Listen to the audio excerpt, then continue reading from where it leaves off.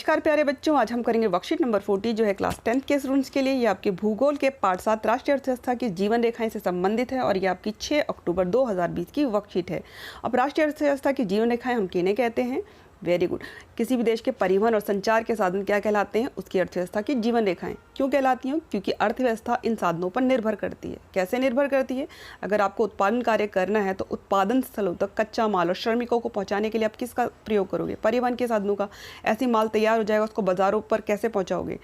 परिवहन के साधनों का प्रयोग करके। ठीक है, इसीलिए जो परिवहन के साधन होते हैं वो अर्थव्यवस्था की जीवन रेखाएं कहलाती हैं। और संचार के साधन भी, क्योंकि अगर आपको इधर से उधर सामान पहुंचाना है तो आप सूचनाएं जो प्रदान करोगे, एक स्थान से दूसरे स्थान पर जो सूचनाएं दोगे वो कैसे दोगे? संचार के साधनों का प्रयोग करके, है ना। चाहे टेलीफोन द्वारा दो, ईमेल द्वारा दो, या किसी अन्य साधन का प्रयोग करो। ठीक है, तो अब चलते हैं। पिछली जो वर्कशीट थी उसमें हमने क्या जाना था? उसमें हमने जाना था स्थल परिवहन के बारे में, जिसमें आपने 3 चीज़ों के बारे में जाना था। सबसे पहला था सड़क परिवहन, दूसरा था रेल परिवहन और तीसरा था पाइपलाइन। ठीक है, और इन दोनों में जो अंतर है ना बेटा, वो ज़रूर याद कर लेना कि सड़क परिवहन जो है रेल परिवहन से कैसे बेहतर है। ठीक है, ये अक्सर पूछा जाता है। अब चलते हैं आगे। आज हम जो जानेंगे इस वाली वर्कशीट में, वो जानेंगे जल परिवहन के बारे में, और उसमें भी जानेंगे हम समुद्री पतन के बारे में। ठीक है, समुद्री पतन क्या होते हैं?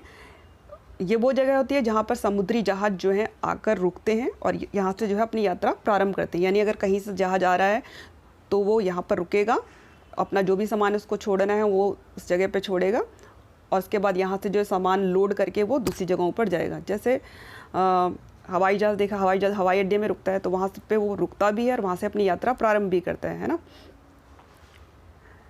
चलो आगे चलते हैं। अब आते हैं जो जल परिवहन है। देखो, ये बहुत प्राचीन समय से ये परिवहन का साधन रहा है। तो भारत के लोग जो है प्राचीन काल से ही जो है समुद्री यात्राएं करते रहे।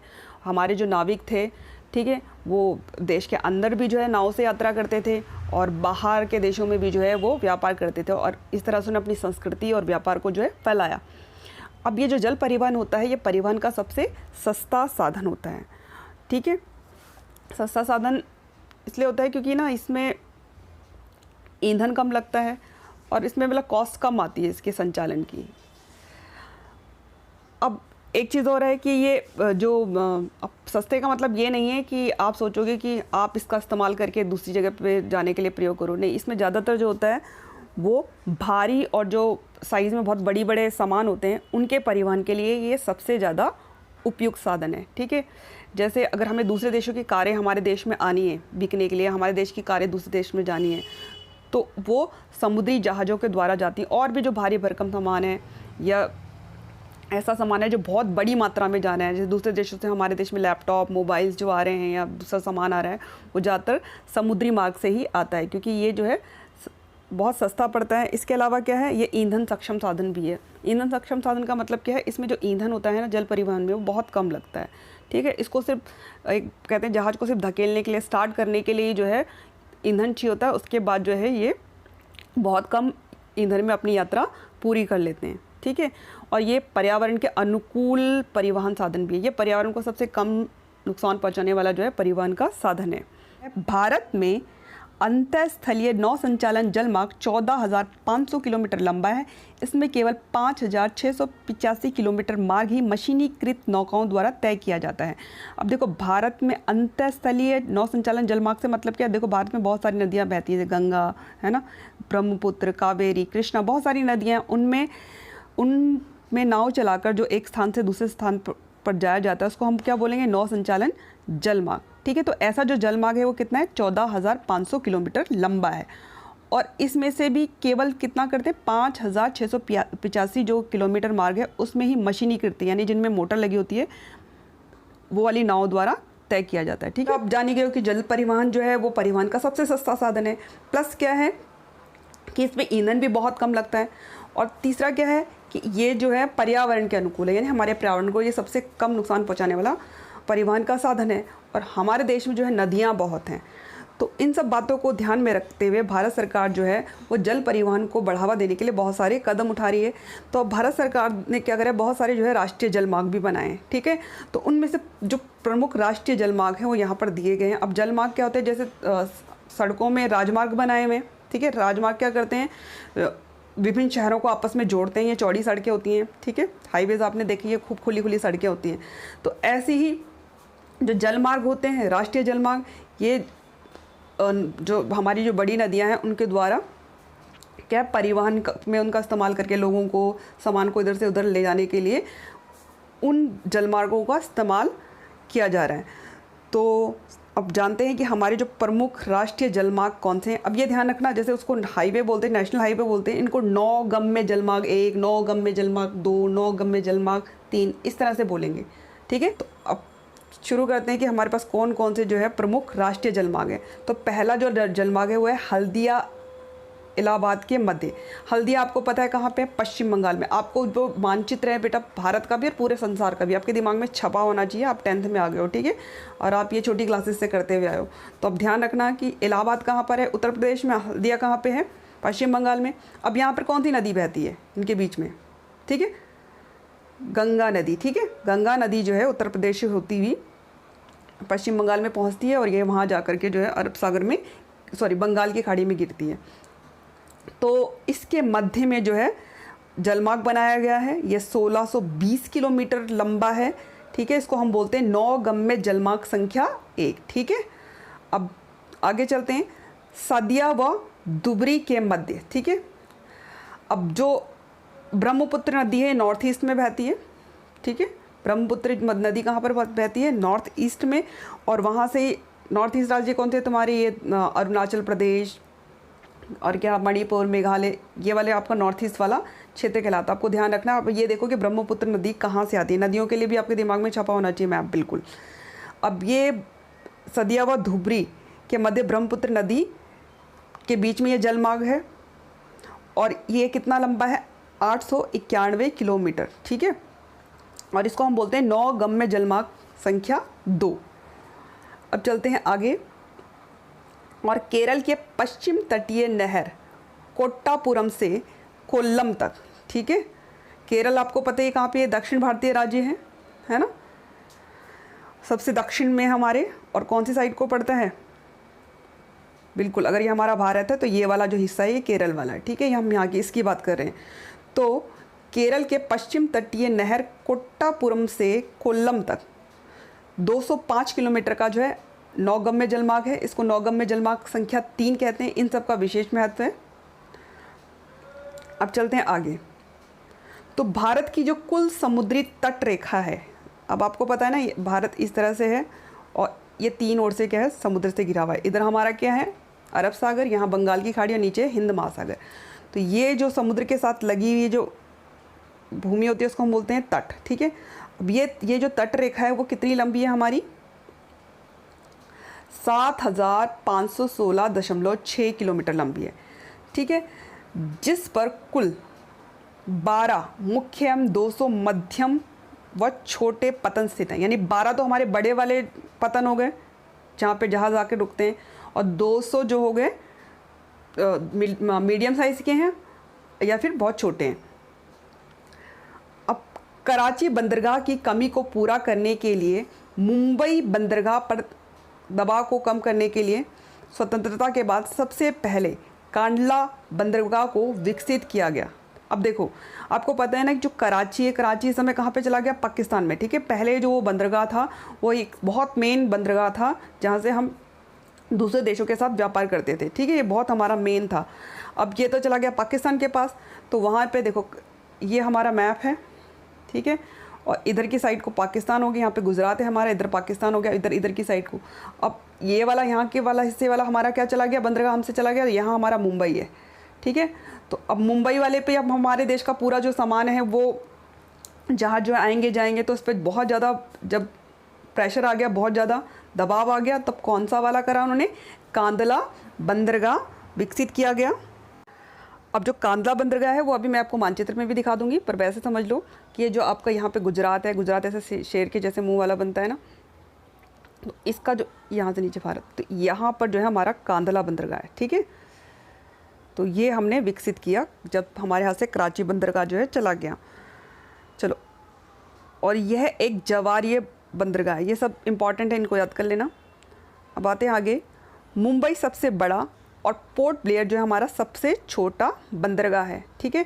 और चेन्नई आपको पता ही है, चेन्नई हमारा तमिलनाडु में है, तमिलनाडु की कैपिटल भी है, तो यहाँ पे एक चेन्नई बंदरगाह है। ये देश का सबसे प्राचीनतम कृत्रिम बंदरगाह है। कृत्रिम होता है जो मानव निर्मित होते हैं, ठीक है। प्राकृतिक होते हैं जो प्रकृति ने बनाया, जिसको हमने नहीं बनाया, ठीक है। तो सबसे प्राचीनतम कृत्रिम बंदरगाह है चेन्नई। व्यापार की मात्रा एवं लादे गए सामान के संदर्भ में मुंबई के बाद इसका दूसरा स्थान है, ठीक है। तो सबसे बड़ा तो हो गया मुंबई, और अगर देखा जाए जहाँ से बहुत सबसे ज़्यादा बिजनेस होता है और जहाँ पे बहुत ज़्यादा सामान चढ़ाया और उतारा जाता है, तो मुंबई के बाद इसका कौन सा स्थान आता है? दूसरा स्थान। अब चलते हैं आगे। केंद्रीय आंतरिक जल परिवहन निगम की जो स्थापना थी वो कहाँ पर की गई थी? ये 1967 में की गई थी, कोलकाता में, ठीक है। केंद्रीय आंतरिक जल परिवहन निगम की स्थापना 1967 में कोलकाता में की गई थी। अब आगे चलते हैं। Inland waterways authority of India की स्थापना जो है शिपिंग एवं समुद्री आवागमन के उद्देश्यों को पूरा करने के लिए 1986 में की गई। किसकी? England waterways authority of India की स्थापना शिपिंग और समुद्री आवागमन के उद्देश्यों को पूरा करने के लिए 1986 में की गई। चलते हैं आगे। रेल के आगमन के पहले जो जल परिवहन था वो लोगों और वस्तुओं के आगमन का प्रमुख साधन था, ठीक है। रेलवे तो अंग्रेज लेके आए थे, सबसे पहले जो रेल थी वो 1853 में चली थी, ठीक है। तो उससे पहले जो था आवागमन का जो प्रमुख साधन था वो कौन सा था? जल परिवहन। इसी के द्वारा सबसे ज़्यादा व्यापार होता है। वर्तमान में जल परिवहन एक सस्ता, पर्यावरण अनुकूल एवं ईंधन प्रभावी साधन है। मैंने कहा ना ये बहुत कम ईंधन में चलता है। इस परिवहन का प्रयोग भारी वस्तुओं की ढुलाई के लिए अधिक उपयुक्त है। यानी हम इसको लोगों के आने जाने से कहीं ज़्यादा किस में ज़्यादा इसका अच्छा इस्तेमाल हो सकता है इस परिवहन का, वह भारी वस्तुओं की ढुलाई के लिए, भारी वस्तुओं को एक जगह से दूसरी जगह पर पहुंचाने के लिए। जैसे मैंने बताया था, जैसे कारें हैं या बड़े बड़े सामान हैं, ज़्यादा मात्रा में सामान है, अगर वो उसको आपको एक जगह से दूसरी जगह पहुँचाना है, एक देश से दूसरे देश में पहुँचाना है, तो किसका प्रयोग होता है? जल परिवहन का। आप सुना होगा जितना भी तेल है दूसरे देशों से हमारे देशों तक कैसे पहुंचता है? इसके द्वारा पहुंचता है। लॉ एस हम जो निर्यात करते हैं वो कैसे जाता है? वो भी समुद्री मार्ग से जो है दूसरे देशों तक पहुंचता है, ठीक है। भारत के कुल यातायात में आंतरिक परिवहन का योगदान 1% है। यानी कि अगर हम वो क्या बोलते हैं, जितना भी अंदर वाला जो परिवहन है उसका 1% योगदान है। देश के कुल अंतर्राष्ट्रीय व्यापार का 75% समुद्री पतन के माध्यम से ही होता है। यानी हम दूसरे देशों को जो माल भेजते हैं यानी व्यापार करते हैं और दूसरे देशों से हमारे यहाँ जो सामान आता है उसका 95% जो है किसके रास्ते से आता है? समुद्र के रास्ते से आता है, समुद्री पतनों के माध्यम से। तो देखो ये कितना इम्पॉर्टेंट है हमारे देश की अर्थव्यवस्था के लिए। तो अब ये आपकी वर्कशीट पूरी हो गई है। अब करेंगे इसके प्रश्न उत्तर। प्रश्न नंबर 1 है, जल परिवहन के प्रमुख साधन कौन कौन से हैं? तो इसका उत्तर आप लिख सकते हो नाव, भाप चलित जहाज यानी स्टीमर, मोटर बोट, क्रूज, यात्री जहाज, मालवाहक जहाज, ठीक है, कार्गो शिप्स जिनको बोलते हैं, पनडुब्बी, युद्धपोत इत्यादि जो है जल परिवहन के प्रमुख साधन हैं। अब अगले उस पर आते हैं प्रश्न पर, जल परिवहन अन्य परिवहनों की तुलना में सस्ता होता है, क्यों?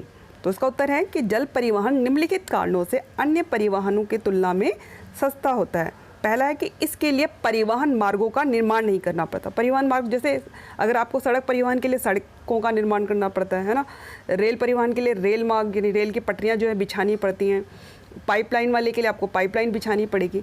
लेकिन इसके लिए आपको किसी प्रकार का मार्ग नहीं बनाना पड़ेगा क्योंकि समुद्र और जो नदियाँ हैं वो ऑलरेडी प्राकृतिक रूप से जो है मार्ग प्रदान करती है, ठीक है। तो इसके लिए क्या है, पहला सस्ता होने का वजह क्या है कि इसके लिए परिवहन मार्गों का निर्माण नहीं करना पड़ता। दूसरा क्या है, बड़े बड़े जहाज़ों पर कई टन माल एक साथ यहाँ से वहाँ ले जाया जा सकता है जिससे परिवहन लागत कम आती है। बड़े से एक ट्रेन होती है उसमें 60 से 70 डब्बे होते हैं, तो उसमें जितना माल आता है ना, ऐसी 6-7 ट्रेनें जो हैं एक बड़े जहाज़ में जो है, ट्रेनों का जो सामान है एक बड़े जहाज़ में लादा जा सकता है। तो सोचो एक बड़ा जहाज़ कितना सारा माल एक साथ एक स्थान से दूसरे स्थान पर पहुंचा देता है, ठीक है, जिससे माल की जो परिवहन की लागत है, पहुंचाने की लागत है वो कम हो जाती है। इसके अलावा क्या है, यह एक ईंधन सक्षम साधन है, मतलब इसमें ईंधन जो है बहुत कम लगता है, ठीक है। तो ईंधन कम लगता है, इसकी वजह से भी जो इसकी लागत है परिवहन की वो कम आती है। अब चलते हैं अगले प्रश्न पर। प्रश्न नंबर 3 है, भारत के प्रमुख राष्ट्रीय जल मार्गों के नाम लिखिए। तो भारत के प्रमुख राष्ट्रीय जलमार्गों के नाम निम्नलिखित हैं। पहला है हल्दिया तथा इलाहाबाद के मध्य गंगा जलमार्ग जो 1620 किलोमीटर लंबा है, ठीक है, इसको नौगम्य जलमार्ग संख्या 1 बोलते हैं। दूसरा है सदिया व धुबरी के मध्य 891 किलोमीटर लंबा ब्रह्मपुत्र नदी जलमार्ग जिसको हम बोलते हैं नौगम्य जलमार्ग 2, ऐसे ही हमारा है। तीसरा केरल में पश्चिम तटीय नहर कोट्टापुरम से कोल्लम तक 205 किलोमीटर लंबा जलमार्ग जिसको हम बोलते हैं नौगम्य जलमार्ग संख्या 3। अब चलते हैं अगले प्रश्न पर। प्रश्न नंबर 4 है अंतर्राष्ट्रीय व्यापार में बंदरगाह की भूमिका का वर्णन कीजिए। देखो, प्राचीन काल से ही अंतर्राष्ट्रीय व्यापार का सबसे सशक्त और सुगम मार्ग समुद्री मार्ग रहा है, ठीक है, क्योंकि विदेशों से जितने भी हमारे यहाँ व्यापारी आते थे वो कौन से मार्ग से आते थे? समुद्री मार्ग से, ठीक है। आज भी दुनिया का जो अधिकतम व्यापार है वो इसी मार्ग से होता है और भारत में देश के व्यापार का लगभग 95%, ठीक है, अगर वैसे सामान के भार के हिसाब से देखो तो 95% जो है वो समुद्री मार्ग से आता है और कीमत के हिसाब से देखें तो लगभग 68% या 68% व्यापार जो है समुद्री मार्ग से होता है।